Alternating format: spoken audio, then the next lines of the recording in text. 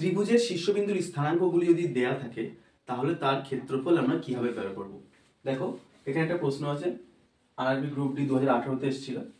সেই ত্রিভুজের ক্ষেত্রফল কত হবে যার শীর্ষবিন্দুগুলি যথাক্রমে a - 2, b - 3 - 5, c 3 - 2।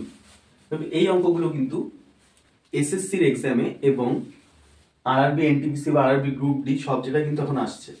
তাহলে কি করবে দেখো, প্রথমে এর পয়েন্টটা আমি লিখে নেবো এইভাবে -4 আর -2 লিখে নিলাম। বির পয়েন্টটাও লিখে নেবো -3 -5, সিটাও লিখে নিই 3 - 2। এবার একদম প্রথমে যে এর পয়েন্ট যেটা লিখেছিলাম এটাকে আমি আবার রিপিট করব, ঠিক আছে। এই প্রথমে যেটা লিখেছিলাম সেটাকে আবার রিপিট করলাম। এইবার কি করব দেখো, হাফ মড ফার্স্ট ব্র্যাকেট, এবার গুণ হবে এইভাবে, ঠিক কোনাকুনি গুণ হবে।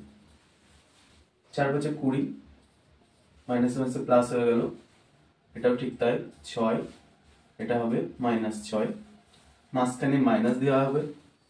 তারপর দেখো এবার এই দিক থেকে গুণ হবে,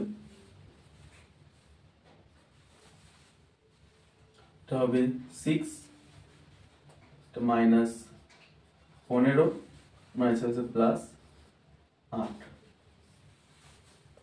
এবার এই যে এই চিহ্নটাকে বলা হয় কিন্তু মড। মড মড কেন দেওয়া হচ্ছে দেখো, তার মানে এর মধ্যে কিন্তু যদি মাইনাস ভ্যালু থাকে সেটা প্লাসে কনভার্ট হয়ে যাবে, অর্থাৎ মডের মধ্যে মাইনাস প্লাস যাই থাকুক তার ভ্যালু কিন্তু প্লাসেই আসবে।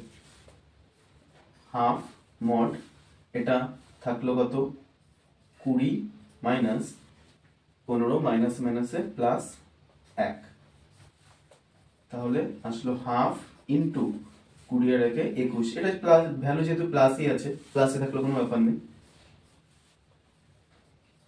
10.5, তাহলে এই ত্রিভুজটার ক্ষেত্রফল হবে 10.5 বর্গ একক।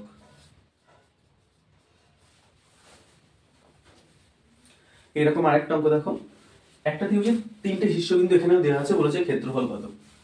প্রথম শীর্ষবিন্দু 2 - 2 আমি লিখে নিচ্ছি 2 - 2, তারপর আসছে কত -4 2, তারপর -1 3। কি বলেছিলাম, প্রথমটাকে আবার রিপিট হবে 2 - 2। এবার সেই কোনাগুনি গুণ করতে হবে এইভাবে। তাহলে নিয়ম কি, half mod first bracket 4 - 12 plus 2, মাঝখানে মাইনাস, এবার এইভাবে 4 দেখুন 8 -2 প্লাস 6 হাফ। তাহলে এখানে আসবে কত দেখো, 4 আর 2 6 থাকবে -6, আর এখানে থাকছে কত দেখো, এটা হচ্ছে -12।